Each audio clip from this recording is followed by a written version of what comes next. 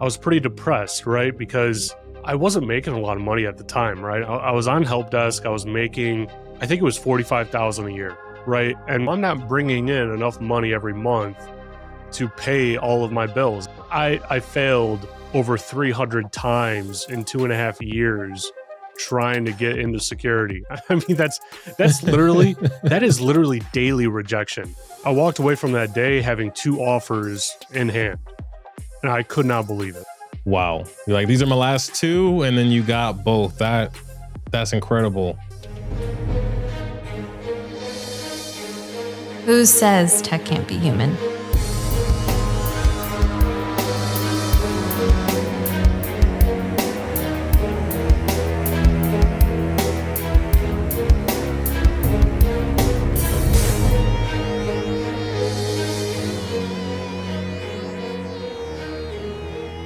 What's going on, Hacker Valley fam? Welcome back to the show with me. I have a very special guest that I actually met through our creative mastermind that we host monthly. Not only is this person someone distinguished in the cybersecurity space, but they are causing a splash through their own podcast and their work in cybersecurity. My guest this episode is Joe South, who is the host of the Security Unfiltered podcast, which I've been a guest on, and also principal and security engineer.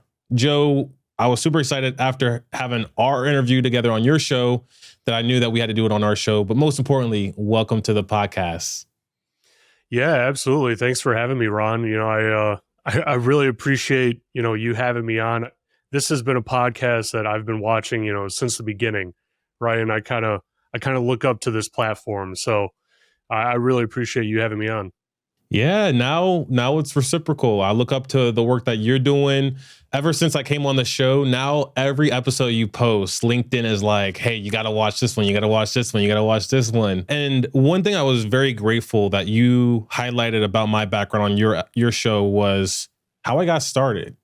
I try my best to give the audience a little bit of how we got started without belaboring it. But I feel like me and you, we both have some of those unique stories of breaking into this space. So I would love for you to share that with our audience. Yeah, sure. So, really to tell the story properly, I guess, I have to go back to getting my bachelor's. So I actually got my bachelor's in criminal justice with a minor in economics and international relations. And that's important because I wanted to go into the federal government. I wanted to go to the agency route, right? Like, I was literally pitching agencies saying like, hey, you could send me to like the darkest hole on earth right now, and I will gladly sign up. Like, just tell me where to show up, right? That was my entire intent for my bachelor's degree. And while I was in school, I had built my first gaming PC, and that kind of opened the door to making like beer money at the school's help desk, right? So I'm working at the help desk. I absolutely hate it. I hate everything about it. I thought that it was the most boring thing in the world, right? And I literally remember telling myself, if I end up having a career in IT, I will have failed miserably and I will be miserable because this is so boring to me. So I graduated with my bachelor's, and of course, the federal agency process takes like 2 years minimum to get in. Way too long. I have student loans. I can't wait 2 years. I can't like tell the government like, hey, just, wait, right? So I lean on my experience in college and I get into help desk. And it was in that first help desk position right out of college where I talked with someone that was trying to get into cybersecurity. He wasn't in it right now. He was studying for his CISSP at the time. But he brought it up to me and he said, hey, you have the right mentality for it. Why don't you look into this more? Have you ever thought about cybersecurity? And that was the very first time I ever heard of cybersecurity. And so I went and I bought the Security Plus book and I could not put it down, right? So I finished the Security Plus book and I'm preparing for the certification. I was like, well, let's take a look at other domains, right? Let's make sure that security is something that I want to get into. So the next popular domain is Network Plus, right? Or networking. Picked up the Network Plus book, and the only thing that thing did for me was put me to sleep. No matter where I was, it was pretty impressive. If I was at work and I was reading the Network Plus book, hopefully I didn't have a call coming up because I would literally fall asleep. and my boss would be like, "Hey, Joe, like just put down the book, you'll be fine." Right? Like that's a literal thing that happened for me. Going down, fast forward in a couple roles, I'm at a company where I'm doing help desk work for an enhanced 911 solution. And I'm trying to get into security. I'm trying to get my break in security. And every single company, I mean, I'm applying to every opening that says security in the title that sounds like a lower level position, right? Literally everything. If it's on the market, I'm applying to it. I look back and I applied to probably about 1,200 different jobs over 2.5 years. Did not get a single security role in the first 2.5 years. And I kept on being told you're doing all the right things, right? Ooh, And sometimes that I would even, stings. right. That's like the worst thing that you could tell someone, like, oh, you're doing all the right things. We're not going to hire you, but just keep on going. Right. And then other companies will be like, oh, well, you don't have experience in Splunk, or you don't have experience in Carbon Black or CrowdStrike. Right. And I'm sitting here, I'm a broke college graduate. Right. How am I supposed to get experience with Splunk? How am I supposed to get experience with Carbon Black? Right. I, I can't pay for one agent, let alone, the minimum amount of agents. And eventually someone gave me a chance, right? It was actually my co-host that I started my podcast with. He gave me a chance. And from there, it's been rapid fire ever since. Wow. I did a post pretty recently about all it takes is that one person giving you a chance. It's tough. It's really, really tough, especially if you don't know anyone in security. I feel like then it really feels like it's being gatekept, because I've been on the other end on both sides, really, where, I'm the person that's part of the interview panel that's looking for something very specific because I know that the team is strapped for time. And I've also been that person that's like knocking on the door, like, hey, can you please let me in? What about now? No. All right. What was going through your mind? Like, how were you coping 2.5 years of rejection? Yeah. Yeah, that was extremely difficult, honestly. And I probably wasn't even coping that well. I was pretty depressed, right? Because, I wasn't making a lot of money at the time, right? I was on help desk. I was making, I think it was 45,000 a year, right? And when you're a college graduate and you have student loans that are like double your salary, basically, like that's a scary thing. That's a stressful thing, because student loans aren't my only bill that I have to pay, right? So I'm not bringing in enough money every month to pay all of my bills. I have to literally choose which bill I skip that month so that I can literally just zero out my account, right? And so like that's a very stressful thing, and I didn't cope very well with it. I think the only way that I tried to cope with it was going to the gym, but I barely had enough money to pay for that gym membership, right? So it was kind of a difficult. And I remember very, very vaguely. I mean, I went back through the emails, and I did probably about 300 to 400 interviews in that 2.5 year time span. And I got to the 2.5 year mark, and I had 2 final round in-person interviews for 2 different companies in the same day. So in the morning, I was going to go and drive, 40 minutes to the burbs for this one interview. And then I was going to come back and go straight to this other interview.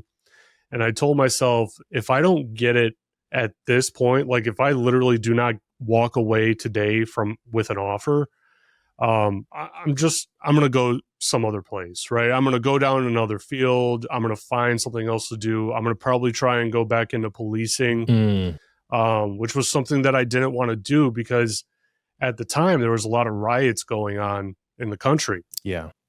And that painted a very bad picture for police candidates, because it's like, hey, you're going to sign up for this job, and we're going to put you right on the front lines of this riot that you don't know anything of what you're doing, but we need bodies for these riots, right? So that was my plan, actually. And I walked away from that day after the interviews and everything. I felt very confident, but I felt confident 100 other times. Yeah. Right. I walked away from that day having 2 offers in hand, and I could not believe it. Wow. You're like, these are my last 2, and then you got both. That's incredible. That's kind of scary as well, to be open to the idea of turning back on what you consider to be the path forward. I think that if people are finding themselves in that situation, they might not know how to navigate it. I've heard of a few different options. I've heard of people exiting stage and going down a different path and then returning to cybersecurity later when they felt like, okay, I could cope with that rejection. And then I've heard people lie as well. And I would imagine that both of those could come back to bite you, because if you turn your back from it and then come back later, you're starting at entry level still. You still have to work your way up. The pay is going to be great once you get in, but there's still a level of up leveling. And then on the other hand, lying is just bad. So what would you say to anyone that is on those 2, pathways? Like, I'm going to either walk away or I'm going to lie. How do you navigate them to steer them to continue course and really consider avoiding both of those actions? Yeah, that's a really great question. And it's also really difficult because I feel like it's unique for everyone. Yeah.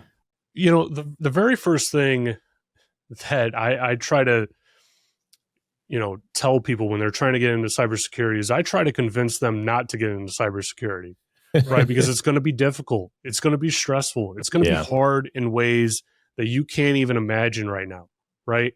And it is very rewarding. In my opinion, it's very rewarding work. You are paid very well. I mean, I'm able to have a family, right? And I'm able to have things in my life that I grew up without, that I'm very privileged to have, like, for my family, which is fantastic, right? I mean, like, this career provides it.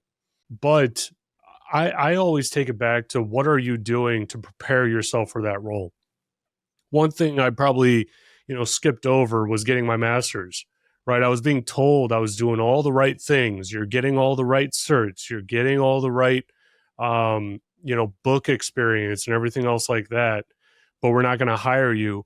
And so I took the step and I got my master's in cybersecurity, and it was a very hands-on program. That was the key part, I think, is that it was a very hands-on program. One day you're learning about, pen testing a network, and the next day you are literally doing it, and they're telling you, hey, here's this token in the network, you need to go find it, right? And you're figuring out how to do it. That was extremely helpful. And, when people are struggling and they're constantly faced with rejection, I try to encourage them to take a step back and imagine their life at the end of their life, right? When they're retiring. What does that look like? Do you want to retire and, have nothing in savings and, potentially have a difficult life? Or do you want to struggle right now so that you could have an easier life at the end of your life, right? And that kind of opens their eyes. And I'll say, like, look, this is a path that you can go down. Yeah. It's hard. You have to stay the course. You have to keep on going. I can't remember who said it, but as soon as you're about to quit, that's usually when your breakthrough is coming. I think it's Eric Thomas, right? Always. And that's very true even with my podcast, right? I've wanted to quit like constantly, right? Like, no one's listening. Who's going to hear this thing? Who's going to, find this valuable? Why am I doing it? If it's not providing any value to anyone, then what's the purpose, And when you go just a little bit farther, just one more step, right? A door opens, something happens where it's like, oh, okay, I'm getting rewarded for this. It all kind of makes sense. Yeah. And so staying the course and not giving up, giving yourself another chance, giving yourself another shot. I think that people are a little bit too harsh on themselves when they're saying, well, if it doesn't work on the first time, it's probably not for me. If it doesn't work on the 5th time, it's probably not for me, right? Like, I failed over 300 times in 2.5 years trying to get into security. I mean, that's literally, that is literally daily rejection. That is daily rejection. If you work it out, I mean, at a minimum 3 times a week, 5 business days, every business day. That's a no. Yeah. Yeah, that's tough. And for a lot of our audience, they work in cybersecurity. I think the similarity or the analogy is cybersecurity practitioners working their way up to become a chief information security officer. I hear time and time again that my friends and my colleagues, they want to be a CISO, and they keep trying and trying and trying, and they don't have the experience, because a lot of times when you hire a CISO, it's someone that has very similar experience. So you're definitely faced against that trying path. But with what you just said, start with the end in mind. That's actually the second highly success habit that people have by Stephen Covey. Start with the end in mind. And you got to look at yourself. What is the end goal? Like, yeah, you want this thing right now, but a want is a want. What do you need? And now you're in, luckily. And that's so good to hear. I feel like, whew, all right, 300 rejections, that's a lot. You're focused on being a podcast host, which is exceptional. If you haven't already done so, be sure to subscribe to the Security Unfiltered podcast. But you also focus as a principal security engineer, cloud security engineer. What comes into that role? And do you think that someone could be an entry-level position breaking into cloud security engineering? That's a great question. So, in the beginning of my career, really most of my career, I have approached everything with the mentality of, I don't know anything. Let's learn as much as I possibly can. Right. Yeah. So I kind of cut my teeth in IAM. And in IAM, I mean, you're one of the most hated people in the security org, because you're not only making the business lives difficult, you're making the security org's life difficult by saying, log into this thing and go here, click on your server. I don't care if you could RDP into it directly before, we're shutting that off, all of these difficult workflow things, right? And so I was learning everything I possibly could. And that really benefited me, 10x when I got into cloud security. Because in cloud security, I always tell people cloud security is in its infancy right now. Mm-hmm. Like it really is. If you look at the frameworks and everything, the framework for everything else in security has basically been the same for the last 10 years. Least privilege, it stops there, right? With cloud security, we just changed the framework. If you look at the CCSK exam outline, from version 4 to version 5, those two exam outlines are completely different. I mean, completely different, which is really telling, right? Because cloud security is still growing. We're still kind of trying to figure out how to do this thing and how to organize a team around it. And I would say, if you are a young professional in security, it's very important for you to learn as much as you possibly can when you're in that position. And then from there, getting into cloud security becomes a little bit easier. Yeah. Right. Because where we're at right now in the marketplace with cloud security, you have to be a jack of all trades. I need to jump in for a second and share some details about a special group that we've created for you, our listeners. We understand the importance of creativity in cybersecurity, and Hacker Valley has created a special Cyber Creators Mastermind. Each month, we meet and discuss how to break down technical concepts through stories, the intricacies and opportunities of using audio and video to highlight what's important in cybersecurity, and we share how you can use content to highlight the hard work that you put into your craft. You can check out the mastermind by visiting hackervalley.com/mastermind. We'd love to help unlock your creative potential and would love to see you there. Right. I mean, like earlier today, I was talking about data encryption and how we're going to use homomorphic encryption to, secure our data in various clouds and whatnot, right? Who is able to articulate that? And then in the next call, I'm talking about AI security and how we're going to secure our AI models to ensure that they're locked into their one place and that they're giving us, secure feedback and everything else like that, right? Like, who else is able to do that? Not very many people in security, like in the security domains, I'm saying, right? Like, I'm sure there's 1,000 other people in the world that can, do what I just described. Yeah. But within security, there isn't very many other roles that you have to touch so many different areas all at once. What I think it boils down to is whether you're entry level or you have experience and try to make into your next role is getting some experience in general. In a perfect world, it'd be professional experience because that always goes the furthest. But what I like to do is when I can't get experience in a specific area, study strategy. What are strategies that people would take in adjacent fields to become great at this? And it sounds like what you're saying is a level of communication. Like you've had to become a great communicator because talking about homomorphic encryption, that's a whole nother can of worms. I've had someone on the podcast that tried to break it down to me, and I thought they did a really good job. I still walked away with more questions than I did answers. Same for AI. I feel like people think the same for AI outside of the sense of LLMs, because that's a little bit easier using words. But when you're looking at two-dimensional ones and zeros, it's like, I don't understand how we're supposed to take this data and make sense out of it. Yeah, it is. It's very challenging. You know, like I bring people on the podcast. I brought on someone from NVIDIA to talk about AI security. And I mean, if you go back and you listen to that podcast episode, right, like it is rapid fire questions nonstop from me. And, you know, I'm like caveating probably 50% of the questions with, I'm sorry that this is such a stupid question. Like, I know you're going to laugh at this at the end of this podcast, right? But I just need to know because I'm sure no one else knows. Yeah. Like that happens so often. And being able to have that open mind and saying, you know, look, I don't know what I don't know. I need to figure it out somehow. And going through it and getting that broad range of experience, that's where you're really going to get the dividends from learning that knowledge. I also want to caveat something, right? Like you mentioned, a lot of people always say they want to be a CISO. And I used to say that a whole lot. I say it a lot less now.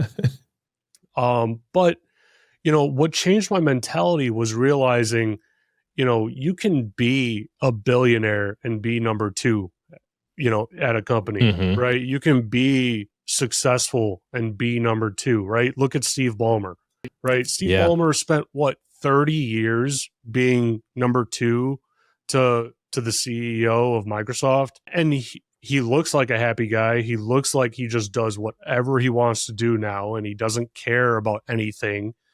You know, that's like that's a true success story to me, right? I mean, like he literally said how he was basically a janitor at one point, and he would literally do anything, the lowest task, no task was above him. And he just became number two and he stuck with it and he stayed there and he made it happen. So you can be extremely successful in your life, in your career, at just being number two, number three, number four, right? Kind of being in that mix where people are saying, hey, I need his advice, right? Because he knows something that I don't, and I want to get his perspective on it.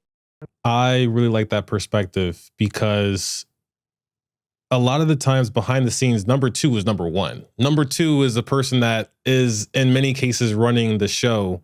If you look at many company structures, there's a president, especially for very large companies. There's a president or a COO, and then that person is often pulling all the strings. And the number one is more of that figurehead to translate all the things that are happening at the business to the audience or to the customer. Same for salespeople as well. Like I remember I used to kind of be somewhat in my feelings about why do salespeople get so much commission? And I didn't realize that it was because they're putting their name out there. They're putting their name, they're putting their reputation.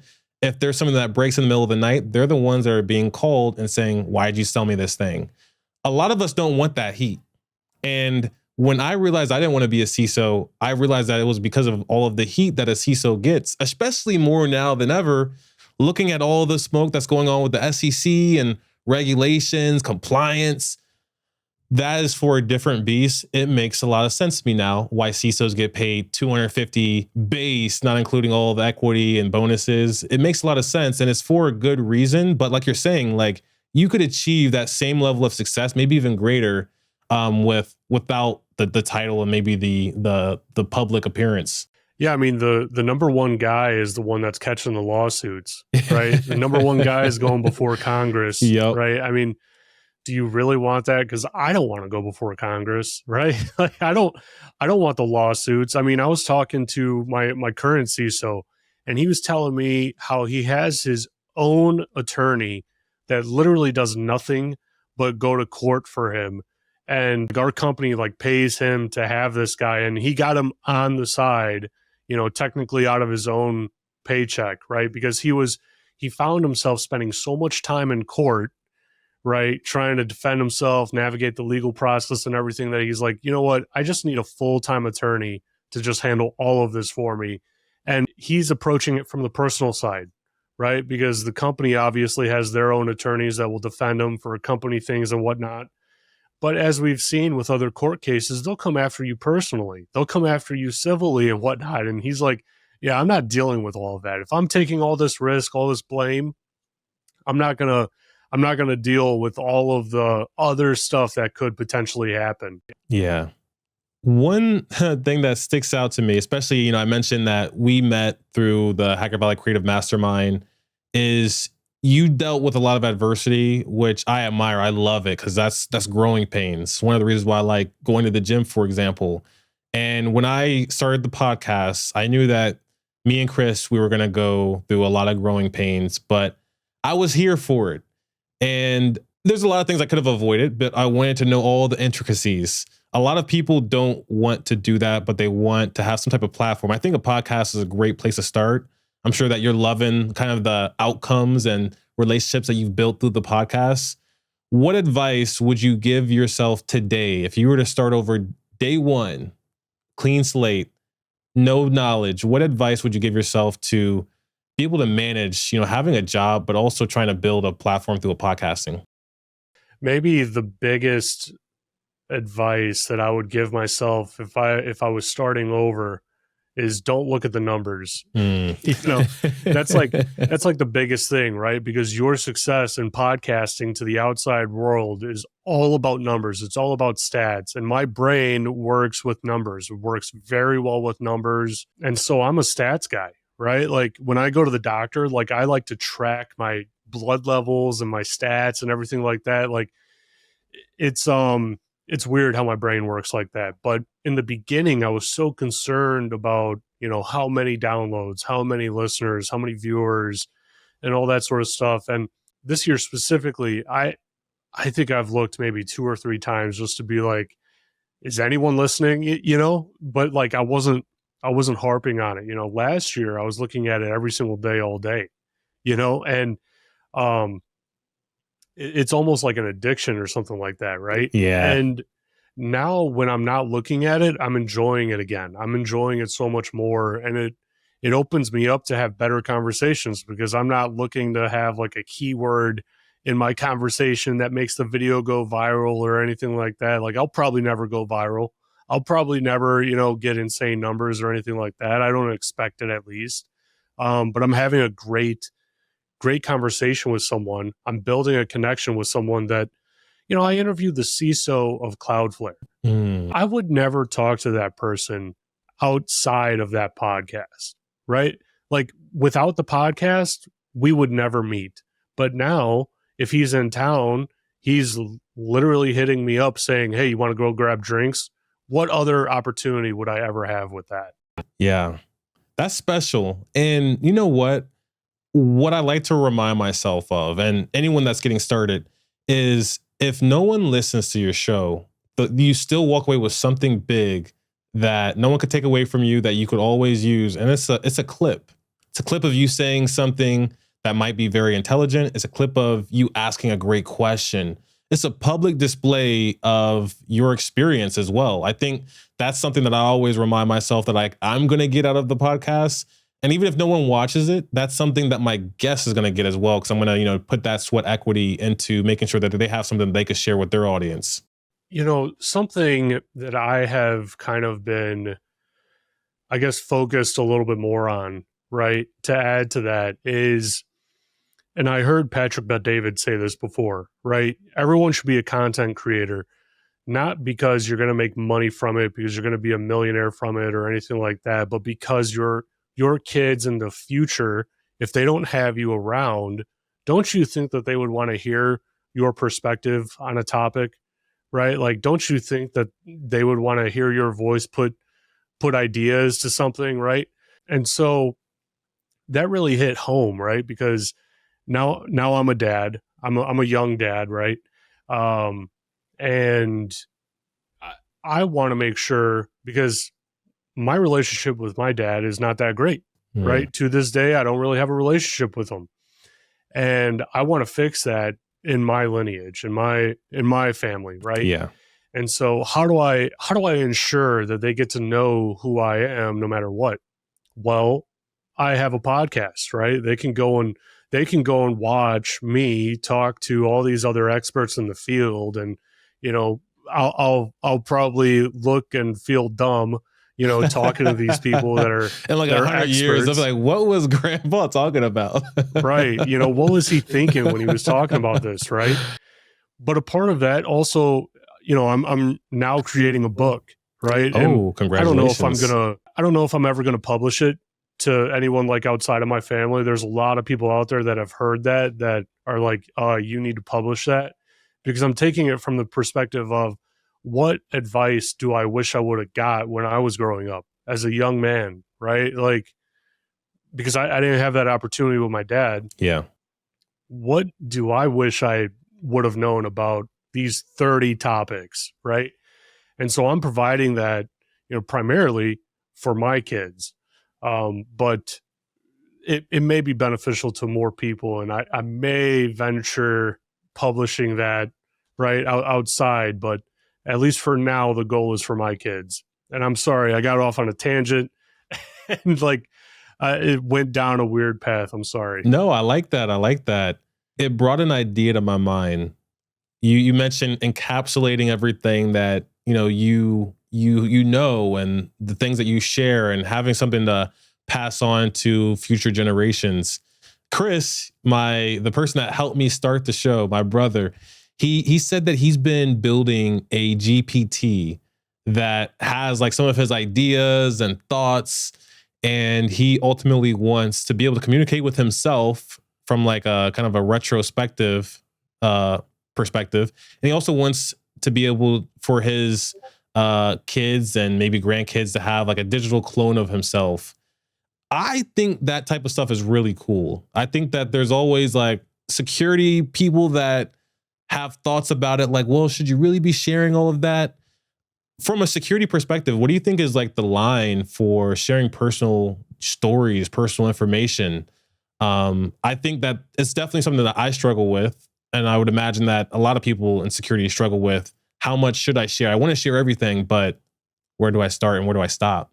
Man, that's a really good question. So I think you got to think about who your audience is, right? Mm-hmm. So if it's like for your family, then you can share as much or as little as you want, right? Like that's really up to you. When it comes to the public, I'm typically an open book, right? Like I'm not giving out challenge questions. I'm not saying my mother's maiden name, for like any of that stuff, I tried to do a little bit of scrubbing of like my former companies and everything like that, right? Even though it's still on my resume, so like people could find it if they wanted to.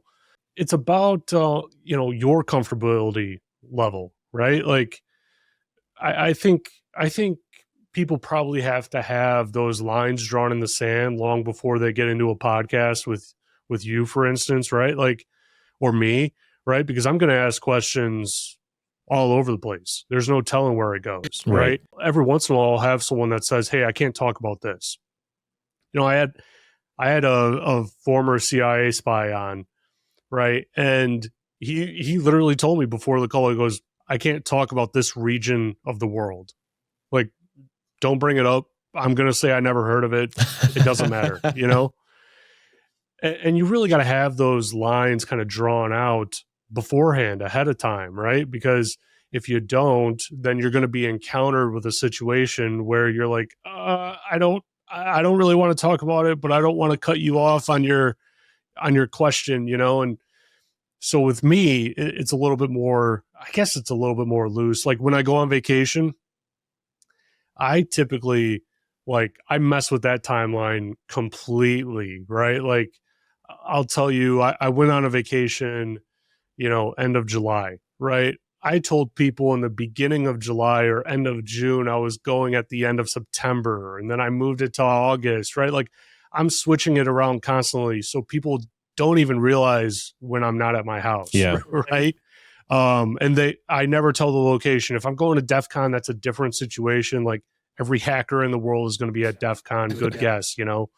But like personal information like that, especially like with my house, right? Like you could probably find it, but you won't find a picture of the house. Like I've actually talked to like tax assessors, and they're like, it's really weird. We can't find any pictures of your house or anything. I'm like, that's your problem, not mine. That's a good problem for you. Yeah. You know, one thing that I think is very clear is that you're someone that people could look up to for facing adversity, but also putting yourself out there at the same time. Like you were saying, the creator of Valuetainment says everybody's got to be a content creator. For anyone out there that's in cyber, maybe they're just getting started, maybe they already have some experience, and they want to go a little bit further. They want to put themselves out there. They're a little shy, but they want to communicate. What would be your advice for getting over that hump and putting ego and self-doubt to the side? That's a great question. So how I did it, you know, I know it seems like I'm an extrovert, but most of the time I'm an introvert, right? I'm only kind of like extroverted through this screen, right? That I'm used to interacting with every day. Yeah. But when I first decided to kind of put myself out there, I started a blog, right? And I still actually have those original blog posts on the securityunfiltered.com website. It's under the blog section. You can read them. I don't really update it as much because I'm doing podcasts now, you know, like it's a different format, same kind of material though. And in those blogs, I am very open and honest about failing different certifications. Like I have a whole blog post about the CCSP certification and how I studied for an entire year to just fail it. And then I have to wait to retake it. And when I retook it, you know, I knocked it out of the park, but I still talk about that failure. I talk about the disappointment and like the depression that I had and the people I had in my life that had to be like, hey, you know, you're better than this. You're fine. You're going to knock it out of the park the next try. Right. Like I talk about all of that stuff because it's so easy for people on social media to only show you the best parts, right? To only show you the successes. And I'm sitting here like, man, I failed 1,000 times like this month. Like, what are we talking about? You know, like I'm supposed to be studying for a AWS certification. I failed it, literally failed it last month. This is a certification that I thought I could pass, but I failed it. I'm supposed to be studying for it and I'm procrastinating like I always do. And my goal still stands for the end of the year to have 2 of these certifications and I don't have 1, right? So like I talk about these things, you know, and I think that blog forum is a really good forum to do it in because it gives you a little bit small amount of notoriety, right? You're getting your opinion out there, you're getting your thoughts out there. People are probably going to read it to some extent, right? They're going to relate. And I think as long as you're open and honest in that forum, it's very easy to then transition into other forums like, you know, maybe a webinar, maybe a podcast, right? Like there's a lot of value in that because I think when people are looking to separate themselves on the career front, there's a million of us out there, right? There's a million security professionals in the world. What makes you different? At the end of the day, it's going to be your voice, right? Because we could all have the same certs. A lot of us have CISSPs. A lot of us have the CCSP. So how do we separate ourselves? It's by getting your opinion out there. Best way to do that is through a blog or a podcast. And that blog really opens you up to other opportunities of potentially doing a podcast or maybe even, you know, getting that job that you've wanted that you're qualified for, but no one really hears you and no one really believes you that you're qualified for it. Well, this gives you the forum to do it. That's sound advice. And to add to that, kind of like a little bit of that is it's not who you know or what you know, it's who knows you. And that is a great way to get yourself out there. You know, choose your medium and share your opinion.